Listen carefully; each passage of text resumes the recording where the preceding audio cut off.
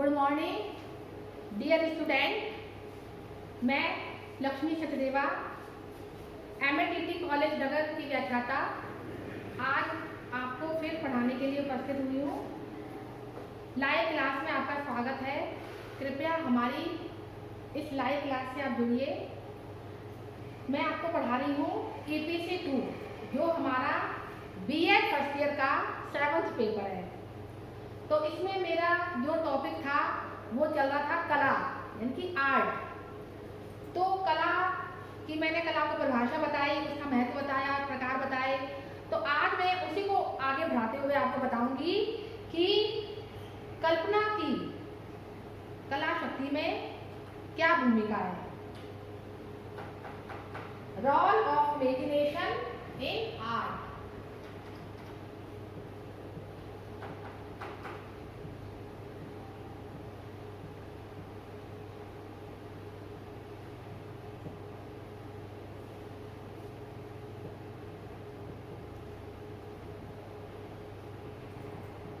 इन art यानी कि कल्पना की कला शिक्षा में उपयोगिता।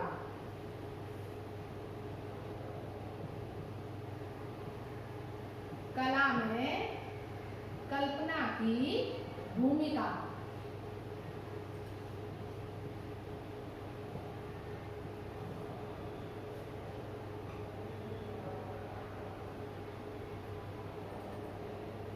तो हमारा जो मेन फोकस है वो कल्पना है। कल्पना क्या होती है, जैसे मैंने तुम्हें बताया था कि हमारी कला का जो निर्माण है वो कैसे होता है। तो सबसे पहले हम किसी भी अपनी प्रकृति का, वस्तुओं का क्या करते हैं, अवलोकन करते हैं, ऑब्जर्वेशन करते हैं, सूक्ष्म निरीक्षण करते हैं और फिर निरीक्षण करने के पश्चात जो भी हमको सुखद अनुभूति होती है या दुखद अनुभूति होती है वो उसका दूसरा चरण होता है। और फिर जो तीसरा चरण है वो है कल्पना। तो कल्पना की कला में महत्वपूर्ण भूमिका है। कल्पना है क्या, तो आज मैं आपको वही बताऊंगी कि कल्पना क्या है और इसकी कला में क्या भूमिका है। तो कल्पना शब्द की जो व्युत्पत्ति हुई है वो किससे हुई है? कलक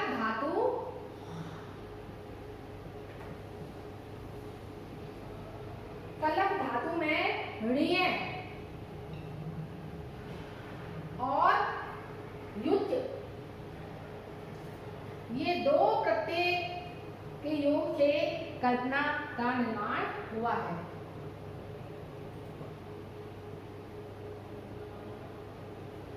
जिसका अर्थ होता है, कल्पना का अर्थ क्या होता है?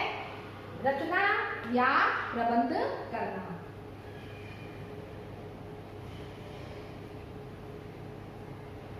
रचना का प्रबंध करना यानी कि हमारी कोई भी रचना होती है वो कल्पना पर आधारित होती है। रचना का प्रबंध करना, रचना या प्रबंध करना।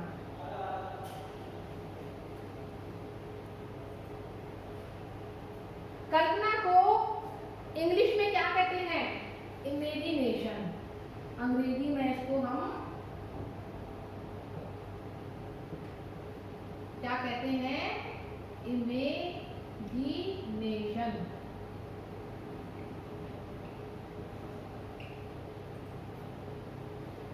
तो ये तो हमारा हो गया कल्पना का अर्थ। अब कल्पना की क्या परिभाषा है? कल्पना को क्या कहा जाता है, इसकी क्या परिभाषा है?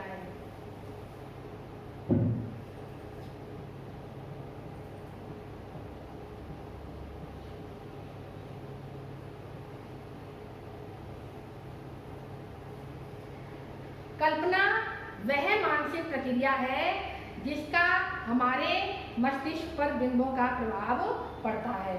कल्पना में बाह्य वस्तुओं के बिंब का विकास होता है। कल्पना क्या है? कल्पना संवेदना और बुद्धि इन दोनों के मध्य स्थित होती है। हमारी संवेदना और बुद्धि, इन दोनों के मध्य का जो भाग होता है वो होती है हमारी कल्पना। अब विभिन्न वैज्ञानिकों ने, साहित्यकारों ने कल्पना की क्या क्या परिभाषा दी है।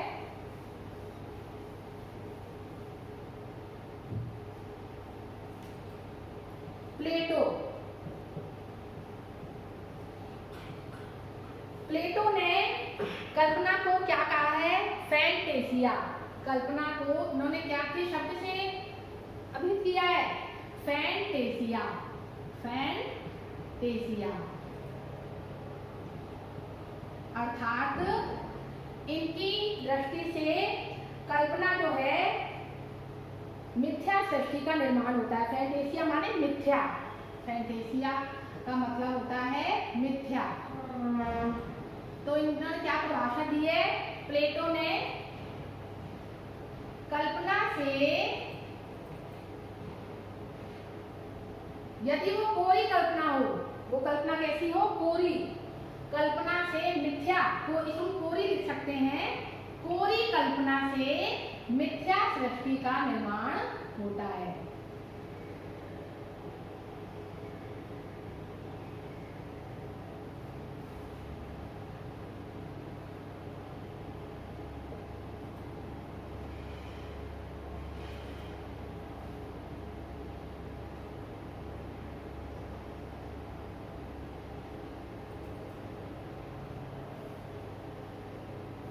तो ये सबके अपने अपने मत होते हैं।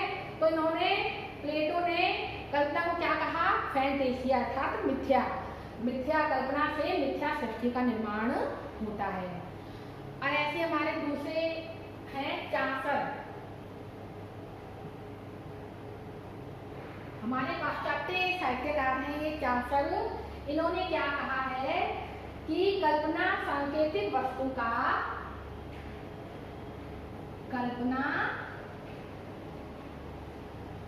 सांकेतिक वस्तु का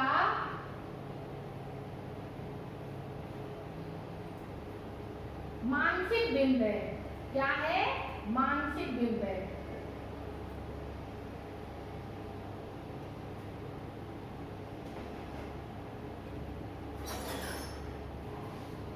यानी कि कल्पना जो होती है वो किसी भी सांकेतिक वस्तु का क्या होती है? मानसिक बिंब होती है। और इसी प्रकार कांट ने क्या कहा है? कांट ने कहा है कि कल्पना बोध जगत और मध्य जगत। कल्पना क्या है? कल्पना बोध, यानी कि जो हमारे संसार में बोध हो रहा है, बोध जगत और भाव जगत,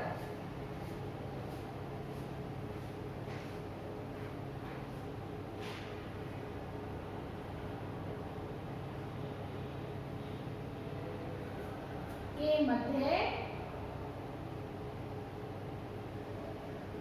क्या करती है? संयोजक का कार्य करती है।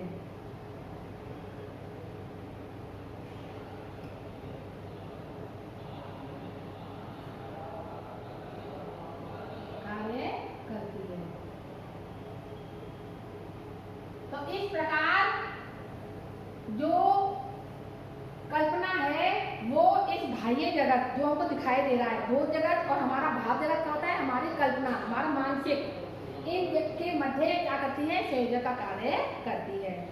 तो इस प्रकार ये हमारी कल्पना की परिभाषाएं हो गई। अब कल्पना के रूप, कल्पना के प्रकार।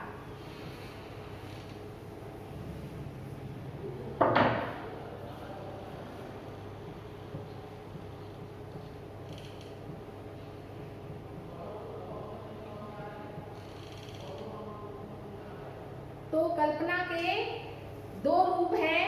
कौन कौन से हैं? एक तो है उत्पादक कल्पना। उत्पादक कल्पना, उत्पादक कल्पना क्या होती है? जो कल्पना ब्रह्मा की सृष्टि के द्वारा रची जाती है, यानी कि जिसमें किसका योग होता है? ब्रह्मा का। ब्रह्मा की कल्पना से जिस सृष्टि की रचना होती है वो किसमें आती है? उत्पादक कल्पना में। और दूसरा होता है पुनरुत्पादक। पुनरुत्पादक कल्पना, ये क्या होती है?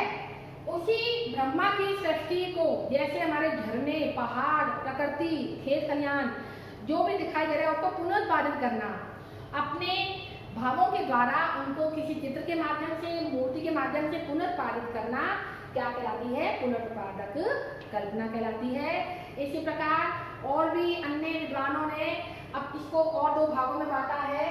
हमारे कालविद एक विद्वान हुए हैं जिन्होंने इसी को फिर दो भागों में बांटा है। कौन कौन सी? मुख्य कल्पना और गौण कल्पना।